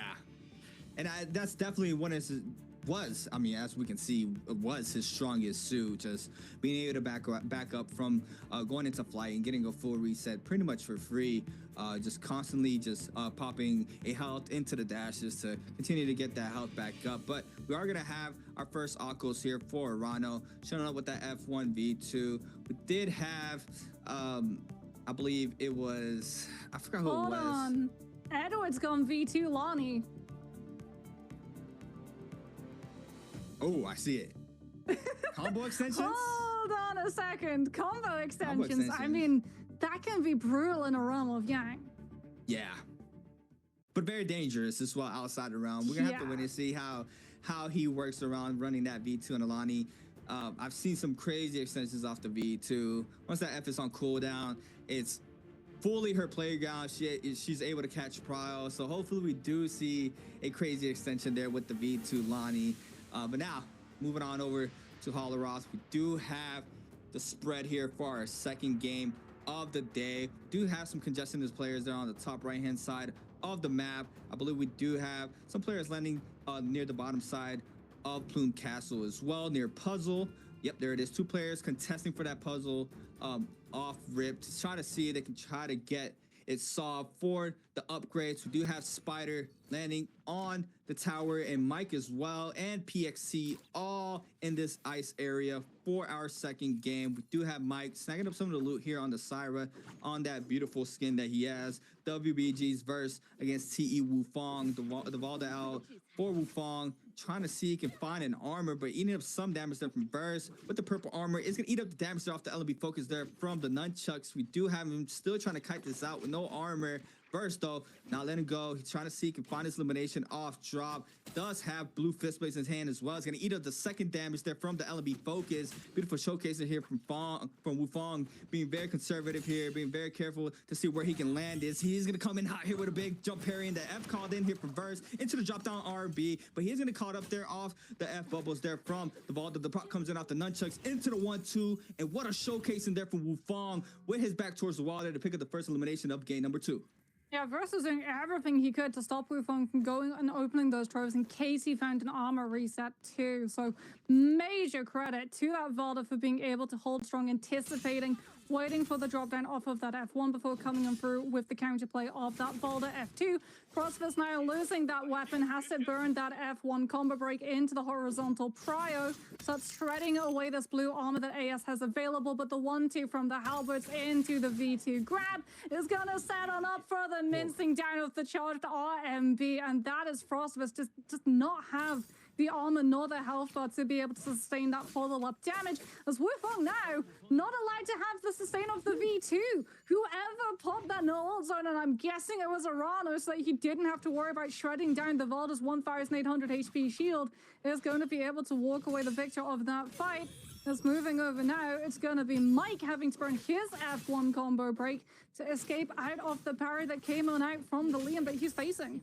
97% here for the ultimate here for Mike to come online, but we have the third party coming in hot here from Spider in the back end. The 1-2 off the spear, trying to see if he can turn this fight around, eating up a little bit more damage, almost completely gone off the common armor. PXC though, trying to wait this out. We do have him still applying the pressure there onto Mike. Spider now might be moving on in. We have T225 in the mix as well. Lots of player in this area. The B2 called in, I believe, in the backside. We do have the Sire ultimate now invested here from Mike as well. PXC trying to kite the situation out, but T225 has his eyes onto Mike, and looks like Mike is going to get canceled that ultimate by the no ult zone, and he is going to eat up a lot of damage there in the back end, try to cut it out, but T225 there with the pulsar for the elimination, and SR Spider now against PXC. PXC drops very low. LB Proud here for PXC. Shy ultimate investor here for Spider as well. We are going to have the full attention going towards PXC's way, into the musket shot there from Spider. Beautiful showcase there to pick up the elimination, but T225 not happy about that, and is looking to try to apply the pressure onto Spider.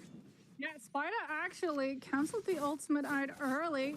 Now has to go head-to-head with T225, who has access to his. If he goes outside of that Forbidden Seal, he's going to be able to come on through with it. Utilizes that purple pulse so to start hitting down that scale rush damage. Spider having to activate those frost flies around him, making sure that T225 does not try to follow one through with the pulse sword until he's been able to find those resets. But here comes Arano for that third party, and now it's a matter of who's going to be able to find this elimination onto this low HP Shio, and it will be Arano with that vertical swing from that pulse sword when Spider is on that ground, catches that cover, and now Arano can look to chase down T225, who was not able to disengage the situation cleanly. Arano coming in fresh to this fight, still with his ultimate charged on up, throws out the stone form, turns it in the direction so that T225 isn't able to find the parry. As T225 utilized his RMB focus from that fan to buy himself spacing and get an armor powder reset off, and it looks like the two players part ways and decide to prioritize other positions of the map instead.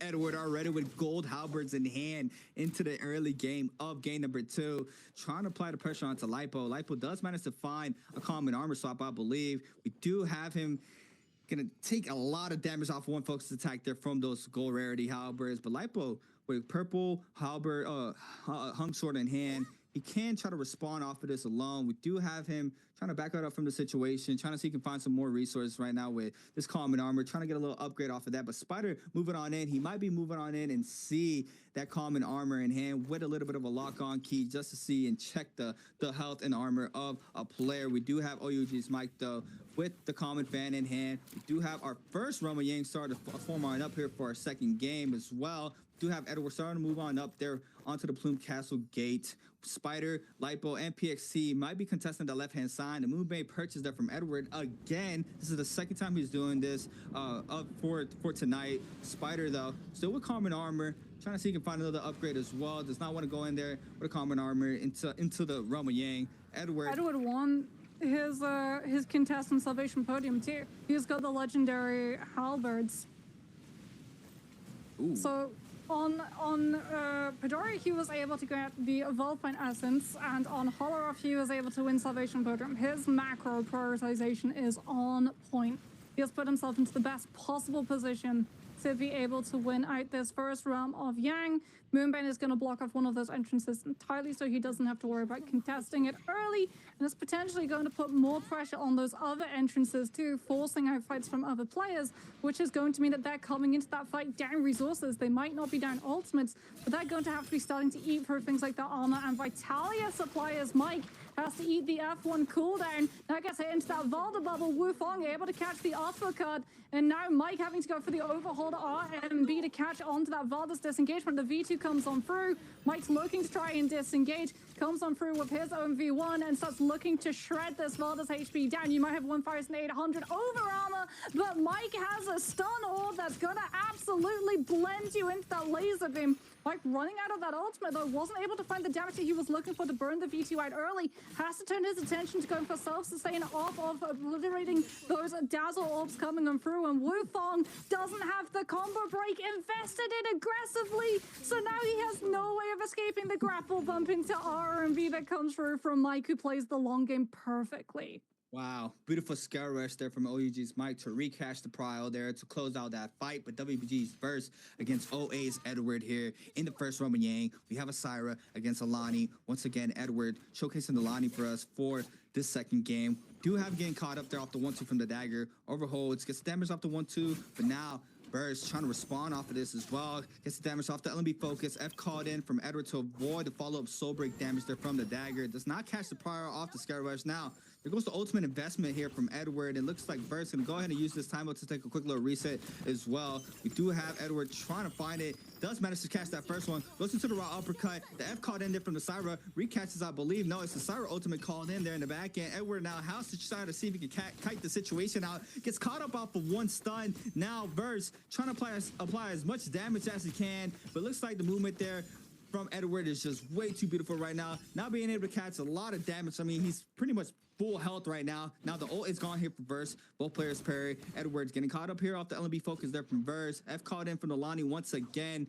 Verse has the F up if he needs it. We do have was PXT winning his realm and Yang. This realm going into distance. 35 seconds remain. Gets the damage off the R&B focus. Verse now drops all that armor. Edward still trying to get active here in the backside of the pillar. We do have him trying to see if he can take a quick little reset, but no, it's just a bait. The 1-2 off the dagger sends the R&B focus, gets the damage. F called in once again. It's on cooldown. Verse still hasn't used it. Big parry there from Edward, and the damage is not enough. The F called in there from Verse. The stun there for the follow-up comes a little bit too early, and Edward with a small mistake, but Verse capitalizing off of that with a beautiful showcasing here for our first Roman Yang.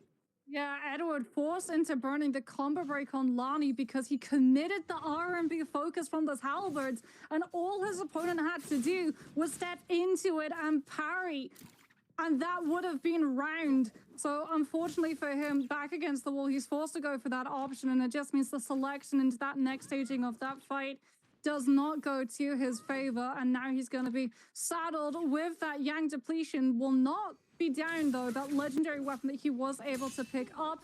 As Star manages to catch on to Spider, interrupting before Spider can make a play of going for that no-ult zone, potentially. PST also just showed up on that right-hand side, so we do know he's going to be in the area. As a lot of these players with Yang depletion start patrolling that map, trying to figure out who is going to be the best target to prey on, and everyone who's not in that position hides themselves very much out of LOS because they don't want to be turned on to. TD25 looking to vulture on the sidelines of this fight comes and prove this Salt Smolder, just looking to apply some of that fire tick burn and start making sure that these players finding those reset windows are not going to be able to have as much of a reset as they want. The F2 already being burned on out from this Lani. TD25 goes for the clank against PST, throws out the R&B overholds doesn't go for the second commitment, is trying to get the mind games against this Liam. Now comes that V1 carpet ride, very much in full swing as T25 gets to continue applying this pressure. Every single time that trick ball is able to find his target, he's going to be able to get a little bit of sustain. But can he find the Soulblum? Yes, he can. He manages to intercept before Arano can steal it out. And T25 now with the fan in his back pocket goes into disengagement, gets clipped before he can try and back away from the building, but does still manage to back on off regardless. Wow, beautiful showcasing there from T225. Now the ultimate is so cute. She's just like doing so much damage just in the chillest way possible. It's so funny. But Arano going at it against Spurs. We have another player in the mix as well. And we had 4 players with the aim depletion timer there off of their own end. We had a timeout. So this mid game is very active right now, as we see. Nice weave there from Verse to avoid the after from the Akko's first pounce does connect it for Arano off the first leap. Mike in the middle of the zone, trying to take a full reset in, but Arano catches Verse once again. There goes the V2 damage there into the follow-up. The F caught in from the siren in the back end, and everybody's showcasing here. It's a battle royale. That's where we're at right now. Big V2 once again there from Rodder onto Edward. We do have a Liam ultimate out in the back end as well. The Lonnie's in the back end eating up a lot of damage, but Arano now has to try to escape with 1 minute and 50 seconds. The ultimate is gone. Needs to take a quick little reset and try to go right back in. PXT as well, topping off that armor. Mike now in the mix. Arano now getting caught up by there from Edward. Edward in the backside trying to see he can find something for himself with 1 minute and 25. We do have the gold halberds in hand for him here. They've caught in. The ultimate invested as well.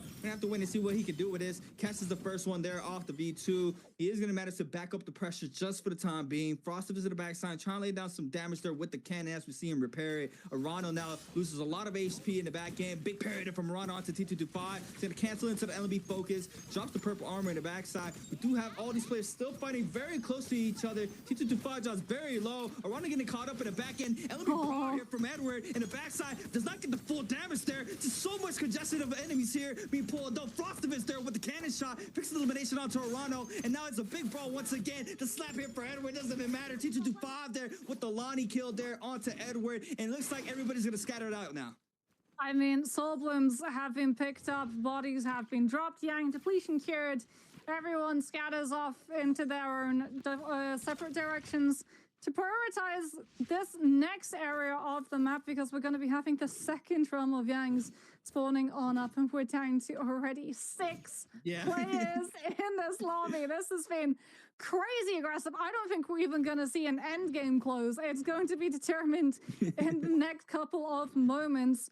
That Akos, we could unfortunately see it from Arano's POV, just struggles so much into those multi-wave fights, and it was just an absolute uproar. So much CC being thrown out, Lonnie trick balls being thrown out left, right, and center. Justina freezes in the mix as well as Star on that. Justina takes to the skies. Mike holds his ground, goes for the bow shot before hopping on over to that dagger, threatening the LMB, commits onto it. Justina still holding onto that F2. Star throwing out the R&B, turning it away though, just utilizing it for spacing currently. As Mike now tries to get aggressive, out comes the bow again, just starting to chip away every single time this Justina looks to disengage, trying to put the pressure onto Star, finds the parry that he's looking for. No! Wait till we get to see the suplex come through from Mike with the dagger. And now Star back against the wall. The invisible wall has no choice but to look for a scale rush disengage off of that pillar. Finds the freeze from the F1. Buys himself 1 reset, but Mike is still quick.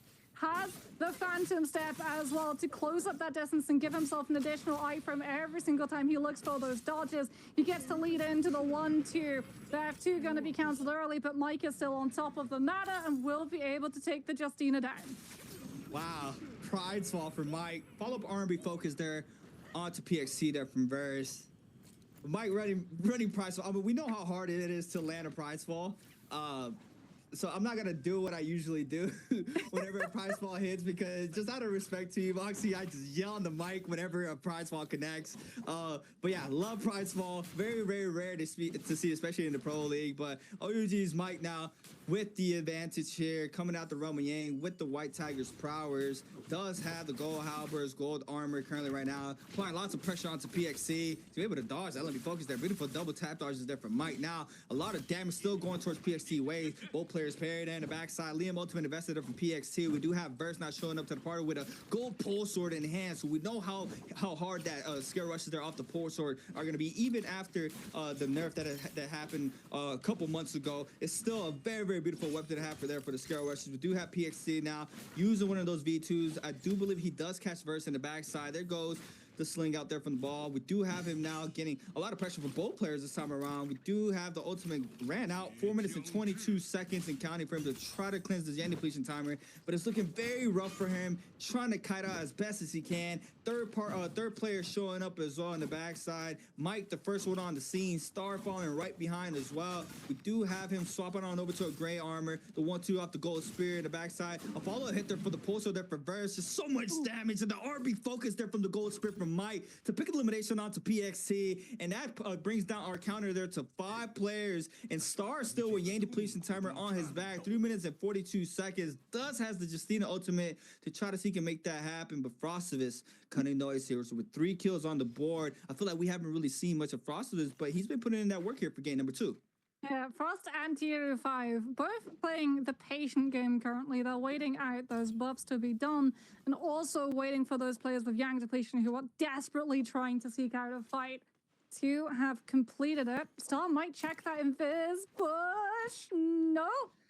Goes right past it, but T25 has revealed himself, and he reveals Frostivus as well. It's like, okay, we're going to take a fight. It's going to be all 3 of us involved. I'm not going to allow Frostivus to go unchecked and potentially third party on in. So the pressure has forced Frostivus away. Now it's going to be a 1 versus 1. T25 and Star not pulling that punches. T25 already investing that Lonnie V1, though. Star still holds on to his F2.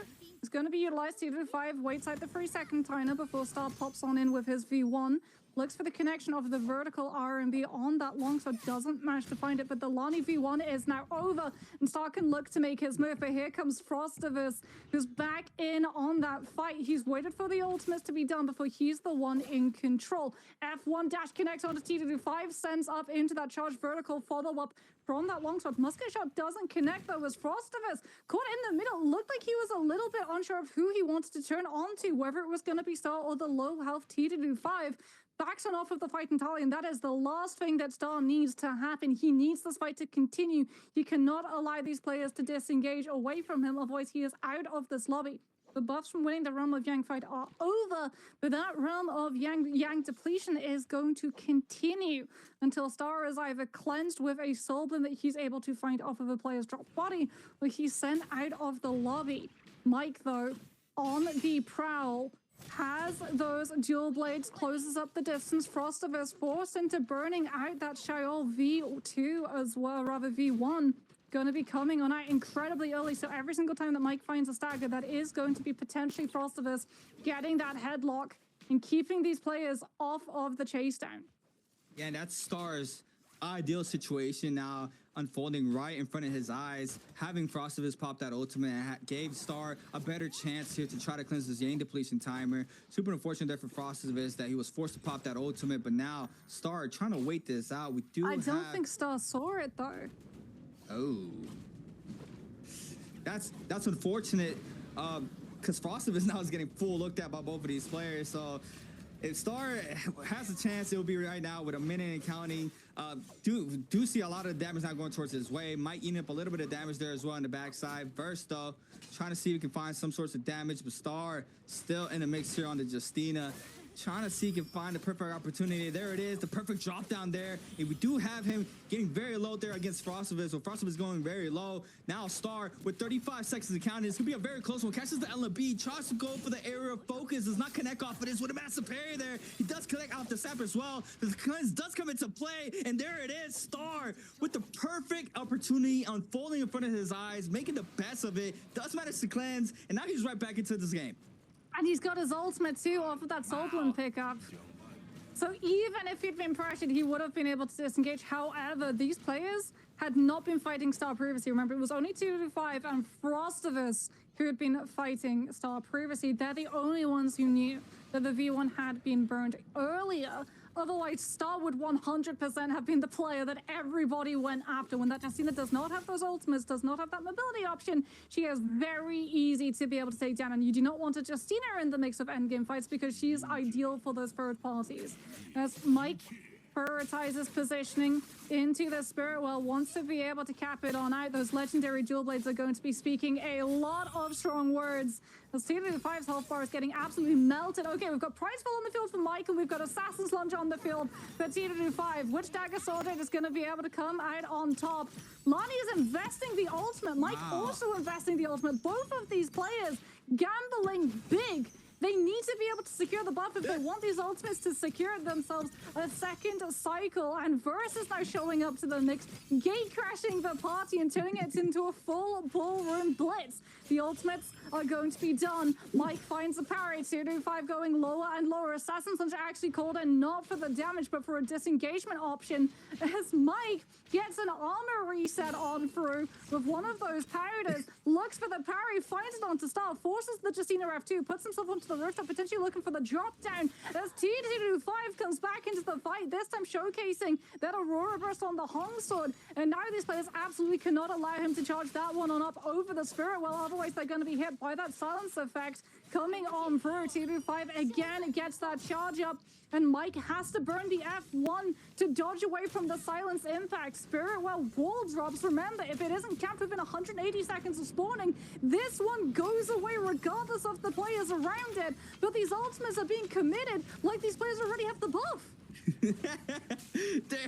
It's just a full brawl right now. Everybody fighting for this Spirit Well. We do have a quick reset in the backside, but Mike being the center of attention since the start of this. Random movement, just a little bit of left of the Spirit Well. Gets the damage off the RB focus there from the dual blades. Big damage down to T225. Now the ultimate is going to be invested here from T225 once again. Trying to see if you can get the elimination onto Mike. And there it is. Trying to see if you can catch the damage off this one. Does not catch off the second one. He's just moving around. He's moving right now. Doesn't catch the ball hit as well. No, he does. The backhand does connect there in the backside there onto Mike. We do have him re-grappling or re-juggling him there in the backside. Star is all getting hit by one of those. Big parry there in the backside. Mike not trying to stay alive in the situation with a Syra ultimate now invested. Star in the middle of the Spirit Well, eating up a lot of damage. F caught in there for the Justina. T225 still in the mix. Mike is going to be able to get a little bit of HP back here from this ultimate. T225 scanner on out. Mike knows he needs to see if he can try to stay up, but the move blade just spawns right on top of him here. That's a lot of damage, but I don't believe anybody saw. T225 probably did see. Yeah, he's still applying the pressure onto Mike, but we have Burst there, kind of now some of that pressure off of Mike there from T225. Mike now getting aggressed on by the Justina. Star does not connect off that first dash. Catches the prior off the LME there. The 1-2 off the Halberds. Tries to weave around. Does not catch the enchantment there off the F though, but Knight now with a quick combat armor swap. Big damage there off the R&B focus. Dash does not freeze once again. Star now drops very low. It looks like it's going to be a quick little reset for both of these players. Mike re-picking up his gold armor. T225 drops very low. Another Syro ultimate being invested there on the backside. T225 getting stunned there in the backside, and Mike going right back in. We do have the damage going towards T225's way. Eats up the damage off the beam there. That's a lot of damage, and the backside is going to be Burst with elimination. Burst managed to get the Soul Bloom as well. Gets some of that HP back. Star and Mike both fighting for the loot in the backside. Mike just applying a lot of pressure here in this situation. Currently with 3 eliminations on the board. WBG Spider with 4. FPSQ Star with 2. And this is our last fights of game number 2. And the pace has not slowed down here, Moxie. It's just a crazy brawl happening here for our second game of the day.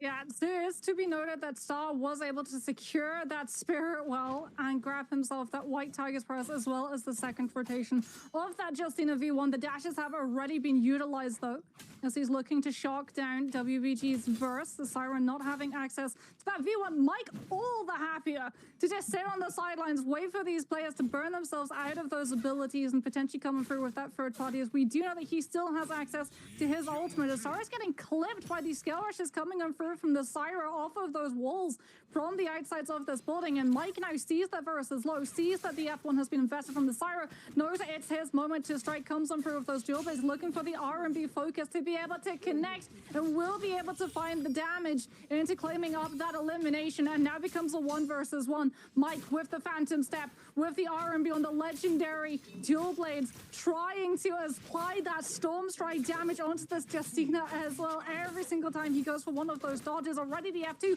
is going to be forced tonight, but Mike doesn't have access to his F1. Will be able to escape, trying to fight that last little chip to force out this ultimate potentially from the side of Star. Looks for the grapple kick coming through the Justino. V1 now called into play, but Mike has access to his own ultimate, and he's going to chase Star down. But Star having access to that legendary armor reset because he'd been the one to cap out that Spirit Well is thrown a second lifeline, and Mike now sees that window of opportunity has been slammed shut by the armor reset. Has to instead spam out those dazzle orbs to heal himself back up to full before this fight begins anew. Both of these players can have access to those combo breaks, but neither having access to the ultimates. Star comes on through with the tempo change up into the fist blades. The F2 forced out early. Mike with the R&B from those dual blades, turning its attention into the 1-2 now, chasing on down with that phantom step before Star can skirmish away from the awning of that building. And now it's going to be overhauled central. Mike finds the parry onto Star, showcasing the soldier that he had in the back pocket, goes for the grapple bump kick, but the Justino's got the F2 back into the play, and Mike now with the jump down looks to find that vertical, but will not be able to find it as he comes on through with the chase down. F1 looking to minimize the distance that the Justina has access to and spacing, and Storm Stride and the light attack will finally close out an absolute crazy, not last zone, but second to last circle that we got to see that just went on and on and on. That was some crazy scrap offs there. It was just mad aggressive aggression from all of the players there. I mean, that has to be probably the most craziest Spirit Well contestants that I've probably seen so far. That was just so much investment from everybody. They were all fighting to try to get the White Tiger's power is there. First had Mike popping the ultimate, and as well as T225 and Alani investing the ultimate there to try to secure it. But wow, what a show there all the way towards the end. Crazy stuff happening here for our second game. The tempo has changed with a little bit more conservative gameplay. We did see a lot of aggression in the beginning of game number one, but overall this game just had a whole lot more hyper aggression from all these players. I mean, moving on into our mid game, we're already at 6 players only remaining in the lobby.